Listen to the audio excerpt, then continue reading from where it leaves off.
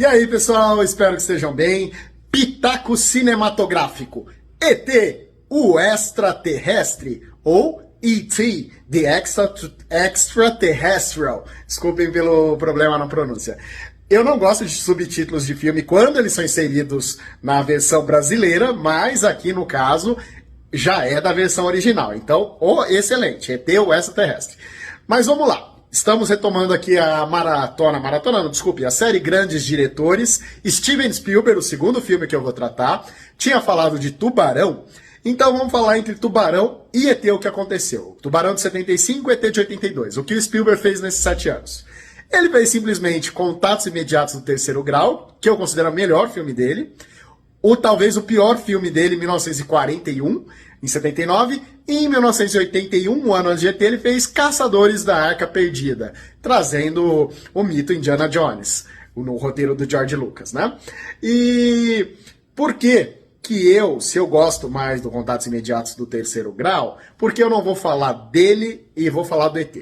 Em primeiro lugar, porque vocês, meus queridos seguidores, votaram para que eu falasse sobre ET. Foi o filme do Spielberg que teve mais votos.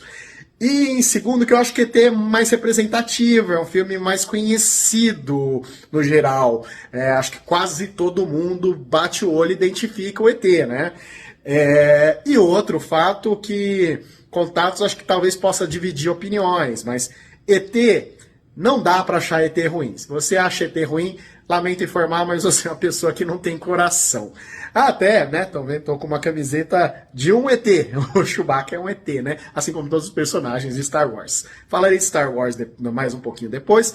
E falarei algumas coisas sobre Contatos Imediatos. Não vou fazer o pitaco, mas vai ter algumas coisinhas aqui, tá bom? Então vamos lá, falar sobre ET. Não vou contar a história, porque se você não viu ET, para o que você está fazendo e vai ver ET, que é um filme obrigatório para formação, mais até do que um cinéfilo. Um cinéfilo tem que ver coisas muito diferentes, mas para você saber o mínimo de cinema. ET é um filme essencial. Se você tem filhos, mostre ET para seus filhos. A minha filha Júlia viu e se encantou. Não tem como não se encantar com ET. 43 anos depois, 2 anos depois do lançamento dele. Então, vamos discutir algumas coisas, uns temas tratados em ET. O primeiro é que, na superfície, a perseguição ao ET, a jornada do ET, dele ter que voltar para casa, ajudado pelo Elliot, isso move o filme, de fato. Essa é uma primeira camada que vai direcionar a história. Mas eu diria que o cerne, o que mexe com a gente, é a família do Elliot, que está desorganizada após a separação dos pais. Naquela época, nos 80, existia uma coisa assim, muito do pai que se separa, ele abandona a família praticamente, né? Tem pouco contato com os filhos, é como se o divórcio fosse dos filhos. E ainda assim, logo no começo fala, ele tá com uma nova companheira, ele foi viajar pro México, a mãe fica possessa, fala que ele nem do México ele gostava, vão mencionar México várias vezes e tal, que fica mostrando a lacuna daquele pai naquela família, que vai ser um lugar que o ET vai preencher, especialmente para as crianças, né? A mãe só vai tomar conhecimento dele ao final. E especialmente para as crianças, especialmente para o Elliot. O Elliot, ele precisava daquele laço na vida, o laço mais forte que ele teve. Algo assim inimaginável, uma conexão muito profunda que chega a ser física a conexão dos dois, né? De um sentir o que o outro sente e tal. E fora que o ET tem esse ser mágico, mais do que do fato dele ser de outro planeta, ele tem poderes, né? E traz e preenche essas coisas do Elliot.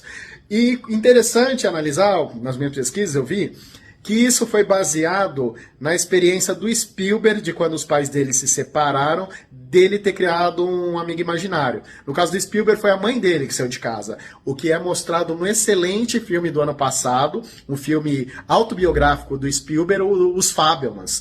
É muito bom esse filme, recomendo para quem não viu, um grande filme do Spielberg, tocante, muito bom também.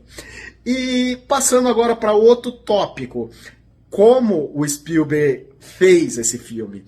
Acho que o mais interessante desse filme, há muito tempo me dei conta, porque acho que eu ouvi falar, o filme é todo filmado no ângulo baixo, como se fosse o ponto de vista das crianças, especialmente do Elliot, uma criança de 10 anos. Então pode ver, a câmera sempre está filmando, por exemplo, os adultos mais ou menos na linha da cintura. Os adultos estão olhando assim, de baixo para cima, para nos levar para esse lugar da infância. Que é interessante notar também que aqui eu estou apresentando o Spielberg infantil, né? O Spielberg olhando o mundo pelos olhos da criança, coisa que ele repetiu em Império do Sol, se eu não me engano, é de 87, que é um filme adulto, né? Um filme sobre invasão do Japão, da China pelo Japão, e uma família de um menino inglês, que é o Christian Bale, vivendo aquele menino há muitos anos, né? E esse filme se passa, então, como uma criança enxergaria tudo aquilo que está acontecendo, né? E depois ele fez quase que isso, mas de uma forma um pouco diferente no Hulk, A Volta do Capitão Gancho, em que ele coloca o Peter Pan crescido, vivido pelo Robin Williams, mas que depois vai assumindo o olhar infantil. Então a gente está falando aqui do lado infantil do Spielberg. Também outro aspecto pelo qual eu trouxe ET para ser analisado. Outro aspecto da filmagem que, assim, vários momentos não se mostram os adultos. O professor meio que não é mostrado na escola, lá na dissecação dos sapos, e desde o começo os homens do governo que estão perseguindo o ET são mostrados só silhuetas deles. São mostrados vários homens andando num andar forte, destemido, impositivo. O que faz lembrar também é o que ele fez no Tubarão, é aquela coisa sugestão, eu não vou mostrar tudo, eu vou deixar você imaginar algumas coisas, eu só vou te criar a sensação da urgência, do medo, do perigo. E fora isso, o filme tem cenas memoráveis, né, que vive para todos nós essas cenas, sejam crianças dos anos 80 como eu, que eu estou com 43 anos, sejam crianças que viram o filme depois, como minha filha que tem 9. Acho que assim, não tem como ver aquela cena maravilhosa da bicicleta voando e passando na frente da lua, com aquela trilha do John Williams e não se emocionar. Que eu fico arrepiado só de pensar nisso. E depois ele faz até novamente, né? Faz aí uma contraparte de o grupo todo passando e aí em frente ao sol, no Resgate do ET, né? Agora, sobre um pouco como esse filme foi recebido, as bilheterias bombaram com esse filme. Quando ele foi lançado, foi o maior sucesso de todos os tempos. Ele bateu Star Wars. E ele se manteve como o filme de maior bilheteria, o recorde, por 11 anos, para ser batido por quem? Por Jurassic Park, também do Spielberg. O que esse homem tem de talento, seja artístico como para ganhar dinheiro, não está escrito, né?